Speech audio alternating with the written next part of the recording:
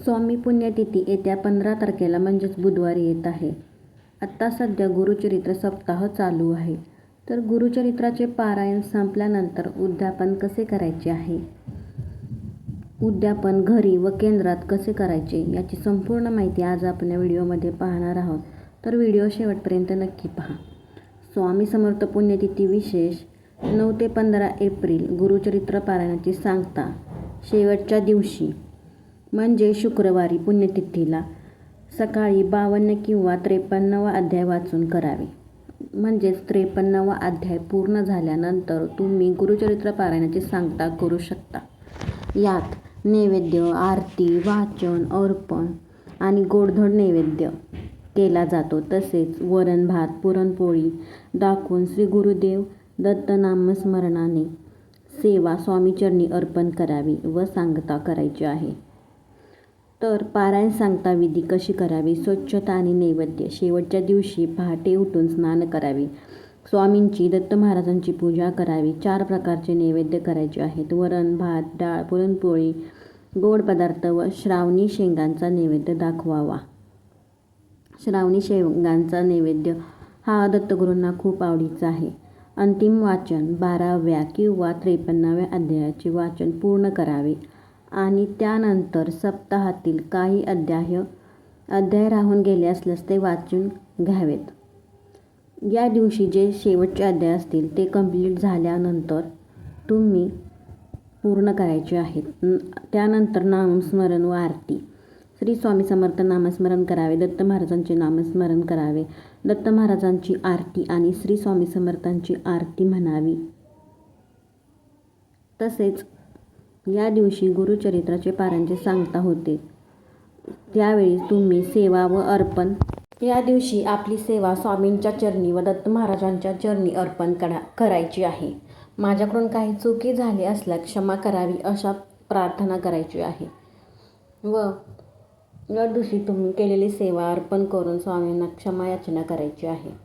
यानंतर ग्रंथाचे पूजन करायचे. गुरुचरित्र पोथी स्वच्छ लाल वस्त्रामध्ये गुंडाळून योग्य ठिकाणी ठेवून द्यायची आहे. वाचन कंप्लीट झाल्यानंतर, ग्रंथ हलवल्यानंतर, उद्यापन झाल्यानंतर तुम्ही गुरुचरित्राची पोथी लाल वस्त्रामध्ये किंवा पिवळ्या वस्त्रामध्ये गुंडाळून ठेवायची आहे. त्यानंतर सर्वांनी प्रसाद घ्यायचा आहे, प्रसाद वितरण करायचं आहे. नैवेद्य सर्वांना प्रसाद म्हणून वाटून स्वतः ग्रहण करायचा आहे व उपवास सोडायचा आहे. व तुम्ही जे केलेले पदार्थ आहेत, जेवण आहे, ते जेवण ग्रहण करायचे आहे उद्यापन झाल्यानंतर. तसेच दानभोजन, ब्राह्मण भोजन किंवा गरजू लोकांना भोजन द्यावे. तसेच दक्षिणा द्यावे. विसर्जन, कलशातील पाणी घराच्या आजूबाजूला शिंपडायचे आहे. नारळ प्रसाद म्हणून वाटायचा आहे. नसेल वाटायचा तर तुम्ही ठेवू शकता तुमच्या तिजोरीमध्ये किंवा मंदिरातसुद्धा ठेवला तरी चालेल. तसेच केंद्रात किंवा दत्त क्षेत्रात उद्यापन करायचे म्हणले तर ते कसे करायचे आहे, तर अनुमती घ्यायची असते. केंद्रात सांगता करायची असल्यास व्यवस्थापनाला आधीच कळवायचे की आम्ही ह्या दिवशी आमची सांगता आहे. तुम्ही असे सांगून आदल्या दिवशी सांगू शकता आणि त्यानंतर तुम्ही पूजा करायची आहे. केंद्रातील ब्राह्मणांकडून पोथीची सांगता, पूजा व अभिषेक करून घ्यावा. ते जसे सांगतील तसे अभिषेक पूजा करून घ्यायची. त्यानंतर दान, केंद्रात यथाशक्ती दान करायचे. अन्नदान, वस्त्रदान करावे. ब्राह्मणांना दक्षिणा देऊ शकता किंवा गरजूंना तुम्ही मदत करू शकता. उद्यापनाचे महत्त्वाचे नियम कोणते आहेत? पारायण काळात ब्रह्मचर्य पाळणे आणि सात्विक जेवण करणे हे महत्त्वाचे नियम पाळले जातात.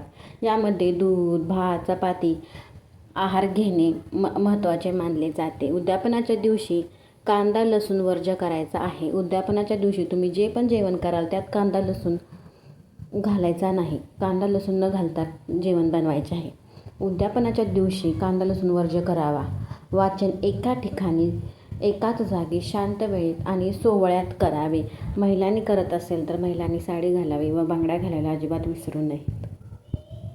तसेच अधिक माहितीसाठी गुरुचरित्रातील 21व्या, 33व्या आणि 44व्या अध्यायातील नियमांचे पालन करावे.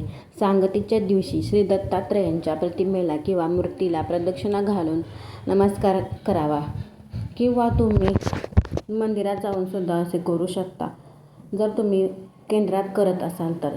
पारायण सांगता महत्त्वाचे नियम. 7 दिवसात 53 अध्याय पूर्ण होणे आवश्यक आहे. ब्रह्मचर्य पाळावे आणि शुद्ध सात्विक अन्न ग्रहण करावे.